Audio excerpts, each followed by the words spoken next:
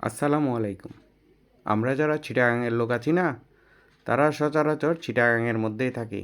বাইরের দেশে আমরা খুব একটা যাই না। আর যারা যে কয়জন বাইরের দেশে যায় তারা আসলে বুদ্ধিমান এবং তারা প্রগতিশীল। তাদেরকে বলা চলে ব্রিলিয়ান্ট আর কি। কিন্তু আমরা ছাটগাইয়ারা কোনো সময় ছাটগার বাইরে যাওয়ার চিন্তা করি না।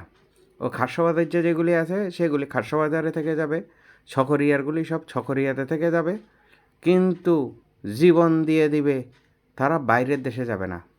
এই যে খরমজল, আমার জেলার পাশের জেলাই বলা চলে আর কি, বাগেরহাটের মংলার খরমজল। দেখেন তো বনের মধ্য দিয়ে কী সুন্দর ট্রেইল বানিয়ে দিয়েছে। আমার ফ্যামিলির লোকজন নিয়ে আমি কী সুন্দর করে ঘুরতেছি, কিন্তু আমরা ছাটগাইয়ারা অন্যগুলি আমরা খেয়েও যাব না। আমরা খালি দৈজ্যার ফাড়ে থাকবো। আমাদের একটা বঙ্গোপসাগর আছে দৈজ্যা, আর আমাদের আছে কর্ণফুলী নদী, বাক্কালী নদী।